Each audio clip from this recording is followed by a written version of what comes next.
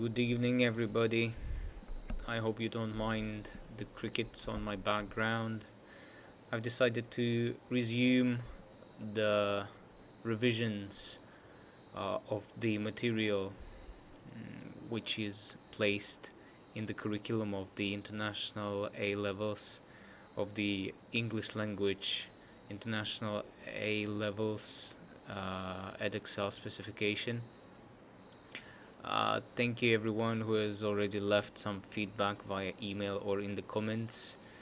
It really inspires to renew the thing, and instead of another introduction, I wanted to think together about what should be done in Unit 3 and how to approach it before writing. When we speak about Unit 3, the name mainly speaks for itself, which is crafting language. And I believe that the main word here is crafting. The unit is obviously about writing and based on writing, but the word writing is not in the name of the unit, and it makes a lot of sense because crafting doesn't equal writing. We are expected to produce two writing pieces. You may remember that one is of the specific given genre and another is our self-evaluation of the language choices we've made. But the main difference between simply writing and crafting, in my opinion, is that a student really needs to give a lot of their attention to what exactly they're doing, and this is because those are the things that will be placed in section B. So say that one needs to think beforehand about both of the sections. In section A is to think about the content, which is useful. So we can say think about the useful or effective, rather, as they like to put it everywhere. And in section B, it is about the reasons why we think that this content is effective. So we think about the reasons why it's effective. So why am I saying that it is thinking beforehand? Well, it's simple, because without a list of the to-do things, so to say, to put into section A things, one may be lacking those features to be evaluated in section B. Say that if I'm lacking metaphors, I simply don't have anything to put there in this section of lexis and semantics. If I haven't given a thought to the structure, and I haven't thought about the reasons why I considered the chosen structure effective, then I'm lacking points to the discourse and pragmatics, and so on and so forth. This is for the detailed content, so to say, of the future videos. For the moment, I wanted to pay a little bit more attention to the details to the general details of the unit. So as it is usual for any of the units, time is the enemy, not only for the units But speaking of those, in Unit 3 and Unit 4, the Edexcel board gives a little bit more time to the students. So here it is 2 hours. So it is roughly 1 hour to write a thing, and another hour is to evaluate your choices. It can be 60 to 40, say. So you want to write, well, I would rather give more time to the evaluation, and I believe that it is a common piece of advice that I give to my students.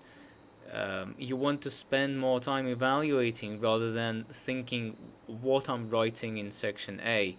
So in my opinion, it should be 40 to 60 or 50-50, depending on your writing style.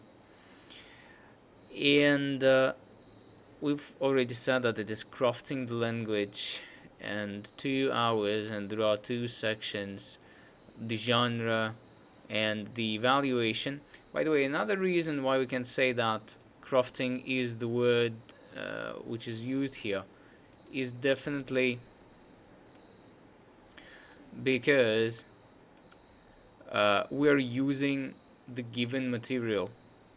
So usually there are the sources given, and we're using them to introduce the content of our writing. So we're using the given materials. I believe that usually it is some these are usually extracts or articles, and there is some information in figures, dates, tables and stuff like that. So you really need to have a well-developed skill of skimming, because if you are trying to understand all the detailed content, it makes little sense, because you're wasting your time, and you should be saving up for these 2 parts, section A and section B, which is the writing. So draft is a good idea, but it really should be a draft, not the first take on the writing piece, but really a plan, rather. A plan. What can we include in such a plan, by the way? We can highlight it. What to include into a plan. So when we say a plan, we should really consider both parts, because they're really, they go together. I think it's already self-evident. So when we think about a plan, a good idea is to, of course, consider the structure. The number 1 is structure of both the thing in section A and your evaluation. Point number 2 here is definitely the features. The features primarily in section B, the ones that I want to allocate to the paragraph about lexes, the ones to be allocated to the paragraph about discourse and syntax and all that. So I want to more or less understand how many of them I'm including into each point.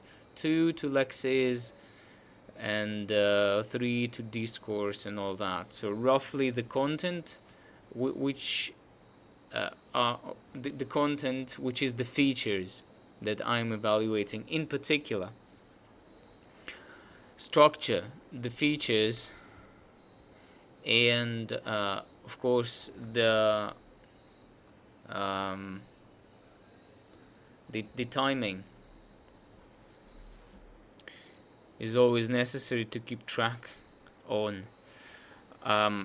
Sometimes you can introduce some ideas that are prepared beforehand. It's a very good idea, but it's very difficult to guess the topic, of course, but it is easier to guess the genre. So maybe sometimes you can keep track of the genre sequence and prepare for something more. Maybe it's not something that you feel uncomfortable with, but you make a wild guess and prepare in a way that I am receiving this. Surprisingly, I've hit the ball mark twice. So it was either, I believe it was always section, it was always the genre, not the topic. And sometimes it can happen. Also, so I wanted to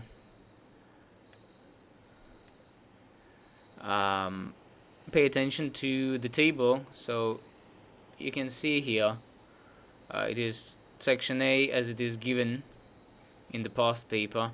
We can see that there are 20 points that we can receive for section A. By the way, this is less compared to section B. I believe that it is 30 or 30. So 30 points we receive for section B, which is a commentary or evaluation. I wanted to focus on section B, but maybe we'll also go through section. I wanted to focus on section A, but we can also go through section B, I think, in general detail. So, what is necessary to understand and to plan in that draft that we've spoken of already is audience, purpose, and general context. This part is usually confusing. So I suggest that we start with context, because audience and purpose, you may remember that these are the contextual factors, right? In addition to field and mode and function, which may be put separately compared to purpose, which is not yet uploaded to Unit 1 preparation, by the way, but it's almost done. So I wanted to just highlight what is meant by context here. Usually it is some, these are additional details that a student wants to show, reveal for the examiner, for the examinators. I think that these are the details. We can continue adding here. Additional details that justify crafting. You know what I mean? The name of the topic. It means that there is something that I, as the writer of the piece, want to reveal to the examiner, saying that this is not random, but this is a well-planned, well-thought, and I want to highlight this for you to see it too on checking. I hope it makes sense. And in the context, it can be anything and everything. Details about the field, about the topic shifts, some specific, secondary purposes and all that. So these are the details that can also be and should be placed and evaluated in section B. So audience speaks for itself. The same thing as in Unit 1. You just need to... by the way, I think it is a worthy...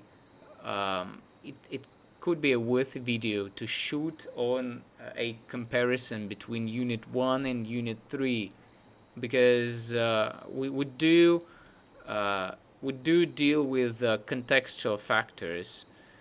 And look, it is, by the way, I think it's not highlighted here anymore, but it's given somewhere. But well, we do focus on the contextual factors, at least they're here in the table. So you need to be aware of them. and remember what they mean. And we also justify the language choices in relation to the contextual factors. And we also name the language in order to evaluate it in linguistic terms in section B. So the same is truth of unit 1, but there we compare two speakers or two writers. Here we're not really comparing, but we're justifying our choices. And I believe, having collected the students' responses after their examinations, they keep on saying that Unit 3 is something much easier compared to everything else, because not only this is something related to what has already been done, say Unit 1 and Unit 2, but it is also based on their writing, the students' writing. So there is some freedom in choices and freedom in how they build the thing up and what to be evaluated in section B. Of course, section B must appear as a more complex one, but section A usually there is no problem with section A, only if one doesn't remember the conventions of the genre. Say here we have a script, so it may be difficult to find out what kind of script it should be, and then the difficulty with the context, where do I put such a script, and so on and so forth. But if the conventions are remembered and the structure is more or less planned, the contextual factors are taken into account, usually there is no problem in section B. So what they highlight in the task itself to finalize it for this one, we use the texts in the source booklet. This is the source material. So it is, I would add that it is using ideas too, or not only the ideas and language in use. If you see that there is a very good comparison made in one of the texts, use it in the text of your own. If you see that there is a very effective structure in one of the source materials, you can follow that structure, but please don't forget to justify it in section B. Also, you must use appropriate information from the source booklet to create your script. So they mean appropriate information is not something that you figure out, but you take it. So this is the use of the ideas that we've just mentioned, and additional material, so you can use your own knowledge and experience, which is nice, especially when you are writing on some general topic, so you can let it loose and introduce whatever springs to you. Again, don't forget to evaluate the points that should stand out, so that they do not appear as random ones. And there is freedom for you to choose your audience, purpose, and context, which is the table with the contextual factors given to you. So there is freedom here as well. When we speak about a script, for instance, it can be a script, say, it's, by the way, a script. I haven't taken into account the last part here. A script for a spoken presentation. So basically it is a presentation. We can choose our audience, which can be, say, classmates. If we take the context of school, say open day or something like that, or these can be guests at the conference of whatever context we would like to choose. Say we choose the conference on We have the origins and history field, which is mentioned here. Fairy tales and folk stories. Here it is. So it can be a conference on the history of fairy tales and folk stories of that region. Let's put it that it is a regional, regional conference on the history, say on the folk history, to put it shorter. Folk history. And you see, we've just put a couple of details, but in very general terms, it has already drawn some picture, which is nice. So for the student, it's not yet enough, but it is enough to start with. And then we just need some details, like what kind of classmates, what's the age, where they are, is there any additional context to the school open day, and so on and so forth.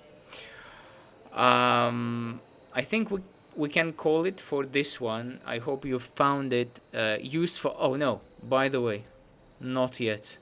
To put it quickly about section B, something that I wanted to do when we've come to looking at the past paper. Here we need to highlight that it's a commentary, so in other words it can be an evaluation or analysis if you want it, so we can take any word. You should analyze and evaluate. This is what we're gonna do. The language choices you've made. Then show how you've reshaped the source material. This is what ideas you've taken, basically, to meet the new genre, audience, and purpose. What ideas were taken from there? And comment on how contextual factors have influenced your language choices. It is basically what you've introduced. What are the effective choices that are related to the contextual factors that you've decided to put as content of your writing. This is very general, very basic, so I think there will be a separate one dedicated to the details of both section A and section B. So thanks for watching. Leave a comment if you like it, and you have a separate topic to be discussed. You're always welcome to make suggestions. Till the next one, bye bye.